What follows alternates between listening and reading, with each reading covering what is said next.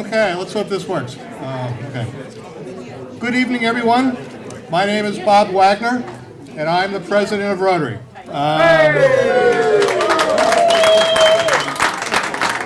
Thank you. I'd like to welcome you all here tonight for our first spring auction, which we have dubbed the Governor's Reception. Of course, in our Governor's honor.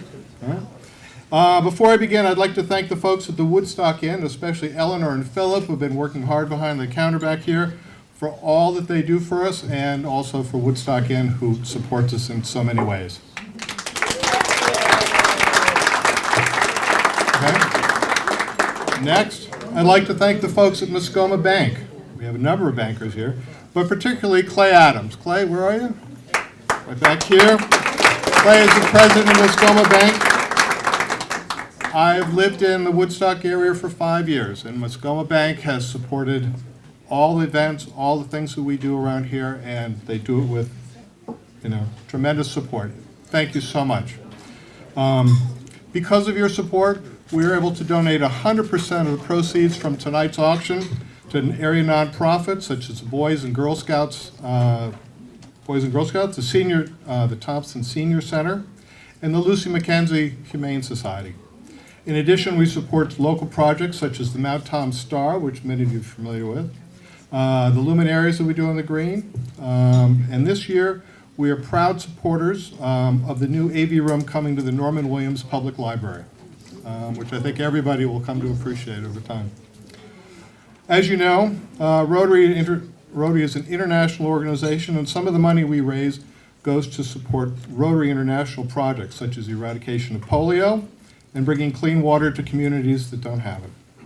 Our club also supports community projects in Nicaragua with kids from the Interact group at the Woodstock High School, led by our own Macy Lawrence.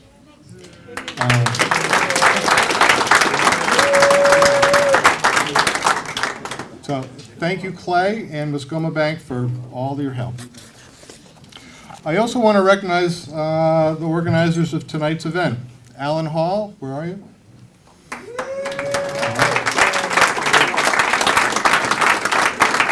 Frank Lively, Norm Freitas, Candace Coburn, Leo LaCroix, and Ray Bourgeois. We were looking for a new fundraiser for this club, and this group stepped right up and have made tonight's event a reality. They made it look easy, and my job as president was just to keep out of their way. They did a great job. So thank you, guys. As you know, there are many organizations in Woodstock worthy of your support. I'd just like to take a moment to thank you all for being here tonight and to support us. We have dubbed tonight's event the Governor's Reception because we have, obviously, Governor on here.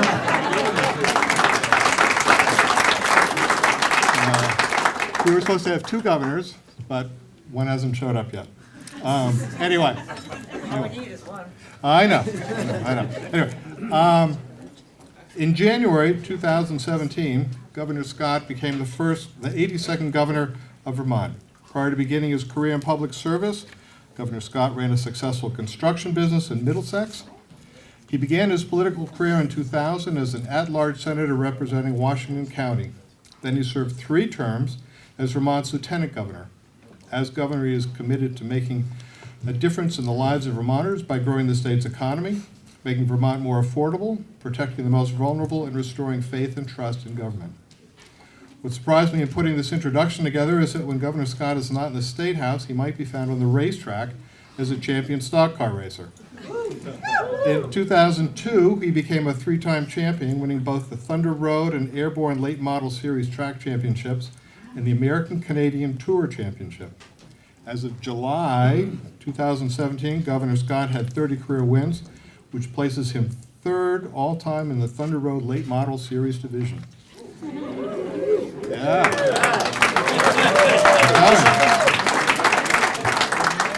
Governor Scott lives in Berlin, Vermont with his wife Diana and their 2 dogs, and they have 2 adult daughters, Erica and Rachel. Won't you please give a warm welcome for Governor of Vermont, Phil Scott. I hope I didn't Oh, thank you. Thank you very much. I just want to clarify one thing. I'm still racing, by the way. I'm the only governor in the United States that races. And I'm the only governor in the United States that's actually won a stock car race as governor. So, which is different. How many more wins do you need?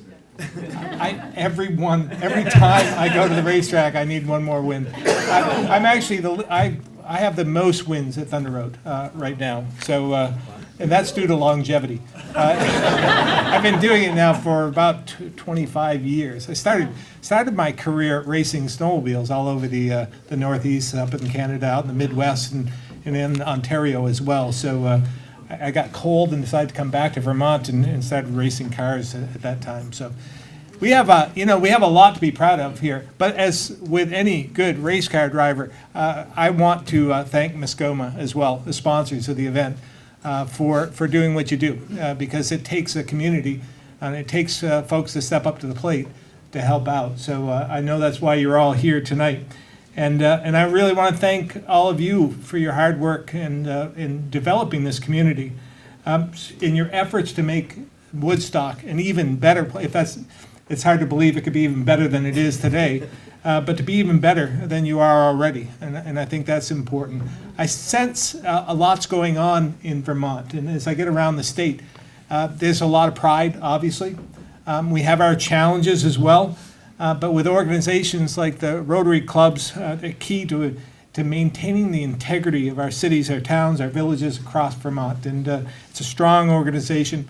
Your mission is right on, is key to who we are. So again, I want to thank you all for what you do. What was mentioned, on my first day in office, it's hard to believe that was 2.5 years ago. We're one of only 2 states, by the way, that have 2-year terms. So every 2 years you run. But 2.5 years ago, on my first day in office, I outlined the strategic goals of my administration. And it really was pretty simple, just to grow the economy, make Vermont more affordable, protect the most vulnerable. And we take every single issue, everything that we want to do, and we ask ourselves, does it accomplish any one of the 3? If it's got to do at least one, and hopefully all 3. And that's what keeps us going. There are a lot of good initiatives out there, but if it doesn't accomplish one of the 3, then we have to put it aside, because we have to prioritize. We have to focus on what our challenges are.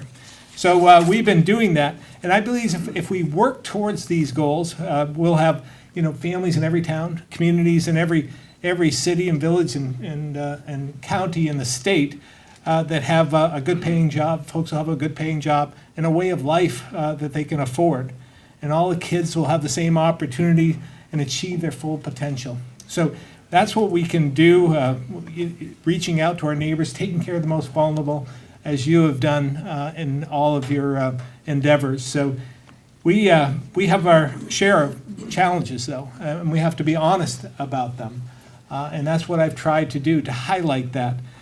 Because if we're going to achieve everything that we need to achieve to make Vermont more affordable and grow, we have a population, this is the honesty part, we have a population that's stagnant, relatively stagnant. And I believe in the next census, it'll actually be going down. For the first time ever, we have more deaths than births in the state. And that's not a recipe for economic opportunity and prosperity. And we're one of the oldest states in the country as well.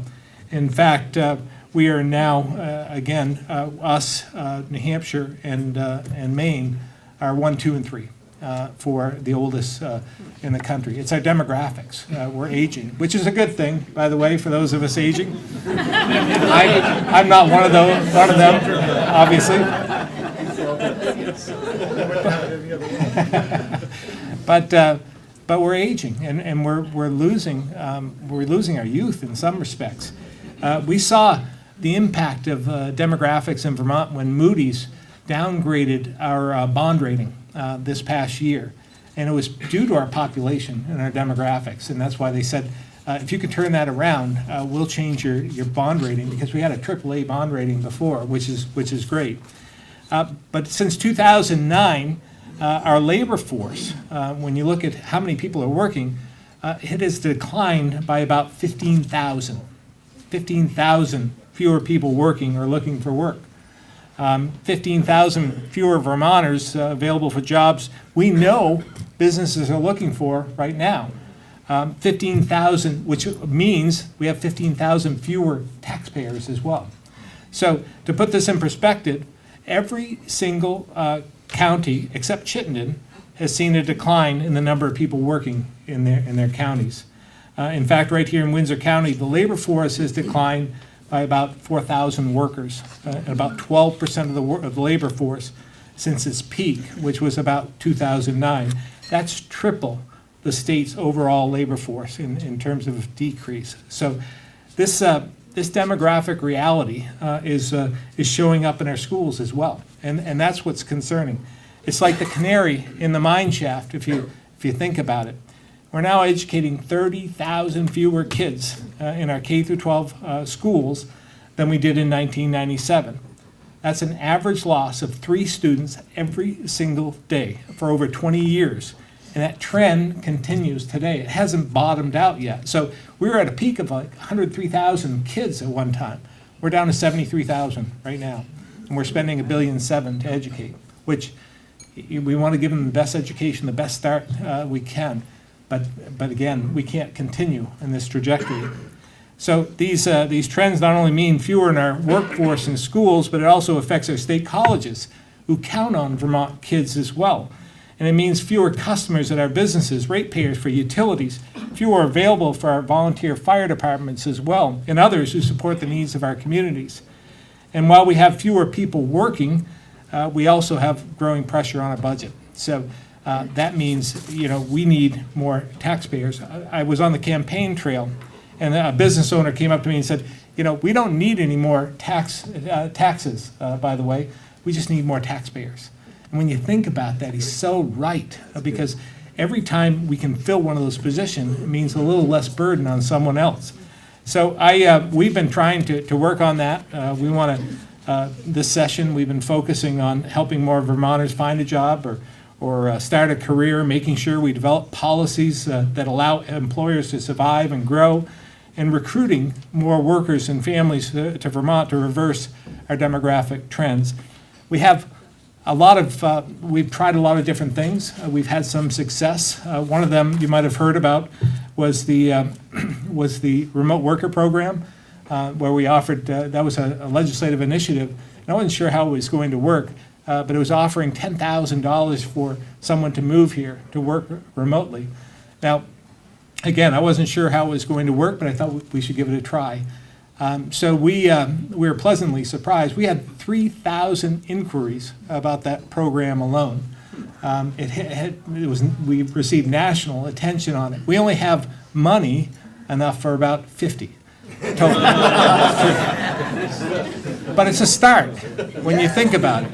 When you're trying to replace, what we need to do is have about 1,000 to 1,500 workers or families come to Vermont, or people come to Vermont every year to be part of the workforce, and that would make a significant difference. So that, along with our stay-to-stay weekends and so forth, as well, we put together an initiative for the legislature to consider, like a data-driven approach, trying to find people that went to school here and left, or maybe vacationed here and loved Vermont but went back home, or maybe went to college here and left. So we're looking for opportunities to reach them. It's kind of creepy in one sense when you think about that. It's like Google. Once you search, all of a sudden the next day they come through and things start popping up. We want to use the same approach because it works. And so we're doing all we can. We received criticism, by the way, and maybe some of you called in on the remote worker program, because they said, look. They said, I've lived here for 30 or 40 years. How about sending me a check for $10,000? I get it. I mean, and they were serious. I mean, why not me? But the answer is, it's the return on investment to have somebody come to Vermont and move here is about 2 years. We can get that $10,000 back in about 2 years, and then we start building from there. So it does help every single Vermonter, every person we bring into the state. Helps us out. So we we are trying, again, other initiatives, the volunteer paid family leave plan. We think this is the right approach. We're trying to work with New Hampshire on this rather than a mandatory approach where we can try this out with a voluntary plan for a couple of years and see if it works for Vermont, and then we can grow it from there. So we'll see how that works, and we'll continue to work on our education system, because that's part of economic opportunity as well. If we can make the good education system we have the best in the country, we'll have families want to come here. We will have them want to come and be part of Vermont, and we need the kids. So again, we're trying everything we can do, pulling all the levers we can to highlight how special we really are. So over the last couple of years, we took some important steps in terms of affordability. My first term, you probably remember, we didn't raise a single tax or fee in the general fund. That means that state government, for the first time in a long time in recent history, or any time we could find, actually helped Vermonters keep more of what they earn. And that's important. I think we have common goals, all of us, but my goal is to have Vermonters keep more in their pockets. And thank you, Mike.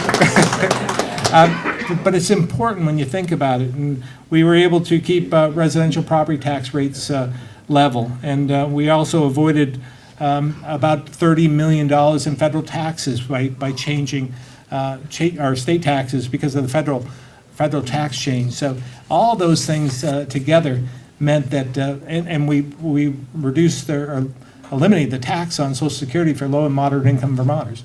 We're one of only a few states continue to tax Social Security, and that means a lot to the seniors that have worked here their entire life, and we want them to stay. So we have a lot to look forward to. We have businesses large and small ready to grow in every corner of our state, but we have to keep our eye on what it is that what it would take to bring people here into this state. And I know you're doing your part, but the fact is that if we can do that, if we can draw more people in, if we can fill those 15,000 jobs that we've lost since 2009, it will mean that we'll have more revenue coming in. And if we want better roads, we want better bridges, we want to fix all the potholes, and we want a better infrastructure, we need more taxpayers. And if we want more drug prevention and treatment, we need more taxpayers. If we want weatherization, we need more taxpayers. It's as simple as that. It's organic growth, because we're about tapped out in this state. So each new taxpayer provides a bit of relief to someone who's already here. So I again want to thank you for all your efforts. What you're doing tonight is important, and trying to help those who are in need of our help, and this is a great way to do it. So I thank you. I think this is maybe the third year I've come, and I always enjoy this and the community spirit that is really abundant here in Woodstock. So thank you very much for inviting me, and bid high tonight. Bid high.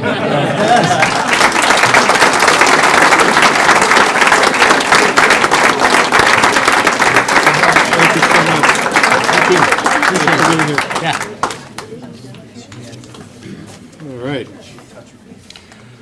All right. Governor, thank you, and thank you for being here and supporting us again. All right. Questions? Sure. I just wanted to thank you for coming, because supporting our organization in raising money for the community is really important. And to see you here is very important to us. But after that, I have a question. Sure. If you're late for an engagement, do your minders let you drive? I do. I've gotten to be there's two things that they did when I became governor. They took my keys away from me, so I can't drive anymore. But they took my scheduling privileges away, so I can't change those either. But I've gotten to be a really, really good backseat driver. Really good. Thank you.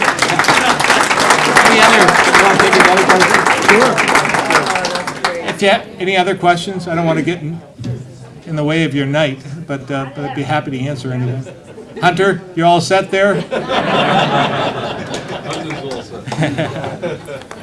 All right, thank you very much.